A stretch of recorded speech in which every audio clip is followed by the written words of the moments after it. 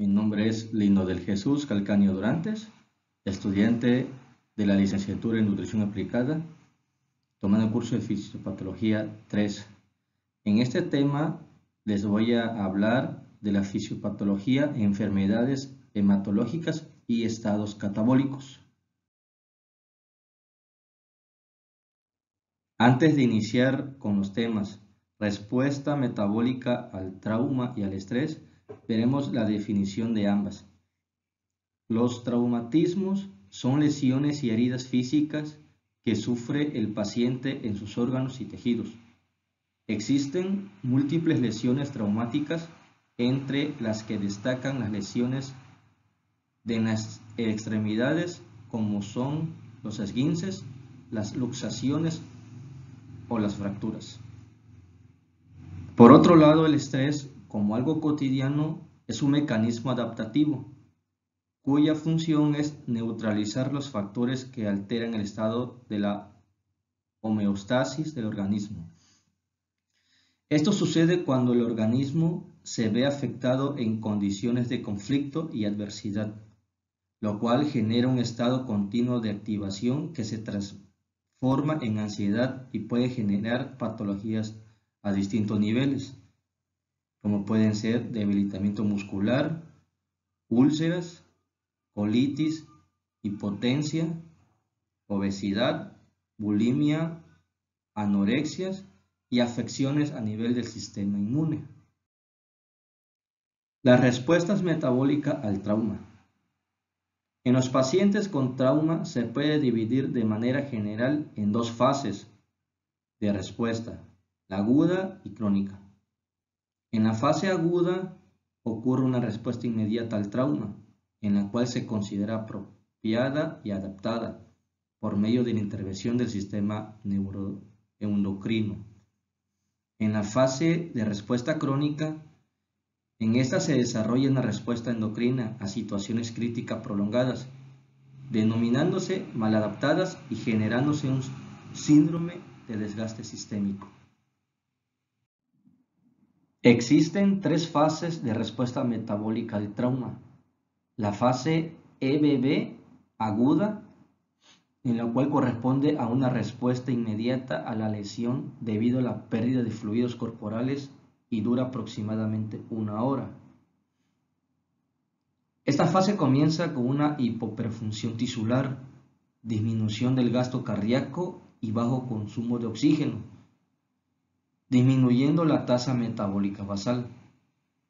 En esta fase se presenta hiperglucemia debido a la resistencia de la insulina, liberación de ácidos grasos y disminución de la temperatura corporal.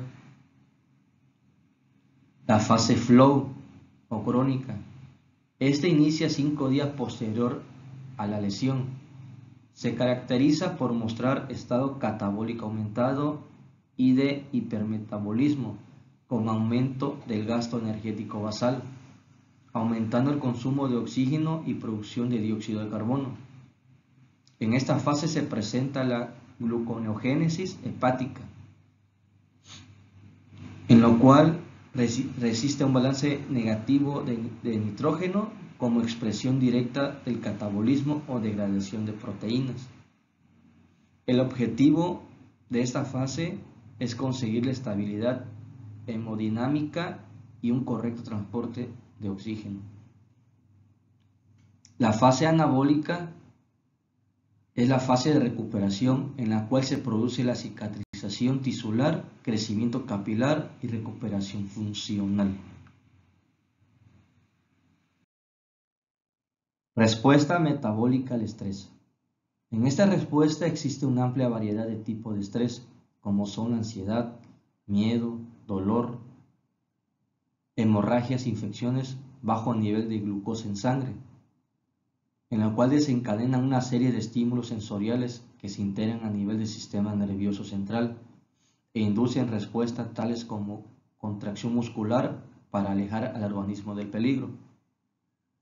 La respuesta inicia cuando el estímulo se acompaña de complejos patrones de secreción hormonal que se inician en el hipotálamo, siguen a la glándula pituitaria y llegan a la glándula adrenal, la cual secreta cortisol al torrente sanguíneo. La respuesta frente al estrés constituye un ejemplo de la integración neuroendocrina. Esto sucede cuando un fuerte incremento de los niveles de cortisol por efecto del estímulo estresante ejerce un efecto retroalimentador negativo sobre la pituitaria y sobre el hipotálamo, inhibiendo la síntesis de hormonas que estimulan la secreción propia del cortisol. En el cortisol, este actúa sobre el músculo, hígado y tejido adiposo para suministrar al organismo el combustible necesario para afrontar una actividad intensa inminente. Por otro lado, en el hígado, el cortisol promueve la gluconeogénesis, estimulando la síntesis de enzimas clave. Los efectos del cortisol contrarrestan a los de la insulina y pretenden el restablecimiento de los niveles de glucosa y el almacenaje de glucógeno para responder a la señal del estrés. Los estresores psicológicos, por otro lado, son unos estímulos que amenazan el estado actual del individuo o provocan un estado de anticipación aun cuando no se representen una amenaza inmediata a las condiciones fisiológicas. Necesitan ser procesados por la corteza antes de iniciar la respuesta al estrés, no como los estresores físicos, como una quemadura, y dependen en gran medida de experiencias previas. Las diferencias entre ambas condiciones cuando suelen presentarse cada una. En la respuesta metabólica al trauma, esto ocurre con lesiones en cualquier parte del cuerpo.